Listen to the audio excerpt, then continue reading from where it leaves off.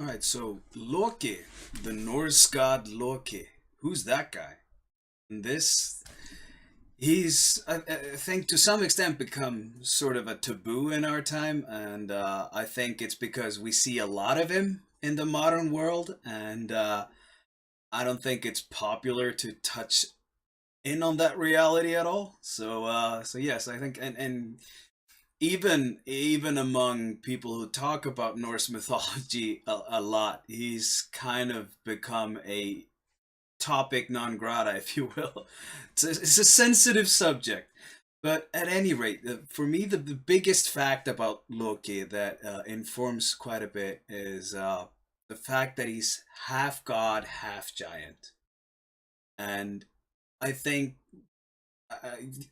I find a sort of I can empathize with that because he's very conflicted in that dualistic nature. There's a huge internal source of internal conflicts in there, and I don't think his intentions are bad at all. I think he genuinely has the best intentions at heart. I don't think he intends to do harm or be evil, but I mostly think that it's just the inevitable byproduct of this much of an internal conflict, this existential crisis, if you will. The who am I? I'm trying to fit in over here. I'm trying to fit in over there. I don't quite know how to deal with myself. And for a multitude of reasons, this existential crisis and conflict and everything can manifest itself in us as human beings. So there's a huge and a wide array of symbolisms there, and you can also see when you look at his interactions with all these other gods and what they symbolize and what their archetypes are. You can kind of see how these degrees of internal conflict, this conflicted nature, this kind of an insecurity about the self, who you are as an existing being, how that affects, how the interaction affects everything else. And yeah, he ends up fucking up big time, and he ends up probably ruining the world of men quite a bit and the world of the gods quite a bit. He does a lot of good things in the process.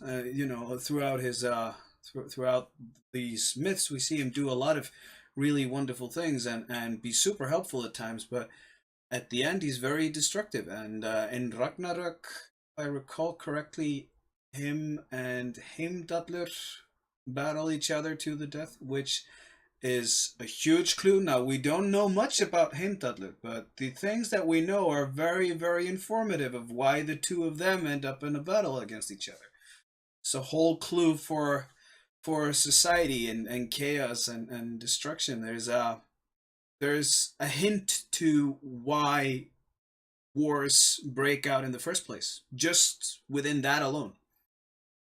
And every every two characters you see put up against each other in Ragnarok are different reasons for why conflict and war can break out between people and why a conversation can end and collaboration, cooperation between humans can fall out of grace. There are if you're into diplomacy or politics or anything in regards to human interaction and society, this is an ocean of information for you to really explore. If you have various ways of approaching the texts to take as many potential, I don't want to say there's a right or wrong way to approach any of this, but more options. I'm always for more options. If there is this one way to understand the text and this one way to understand it and this and this and this and the same with the characters, the concepts, all of this, the more the more the larger and more equipped the toolkit that you have at your disposal when you approach this ocean of information, the more riches and the more value you will be able to take out of it. But there is an ocean of knowledge in there, and centuries of harsh, gritty human experience. So it's definitely worth exploring.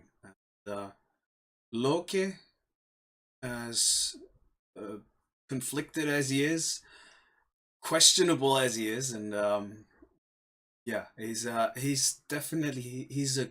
I don't think we can ever understand this god or this archetype properly, but we can recognize some of these elements moving in our current world, and we can see from there what those interactions caused and symbolized over there. We can get a sense of how this plays in, and a sense of how it can prepare us based on, who we are, who we identify as, or find ourselves as, which gods or character traits we relate to as we put, and then our interactions with peoples whose traits are symbolized by other gods, other characters, whatnot. So yeah, always worth looking into. Loki, super interesting character.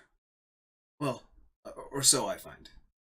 You be the judge, and please comment, put some stuff. All the videos that you see, put your juice. I want to see what you guys think and what you see, what your pick is.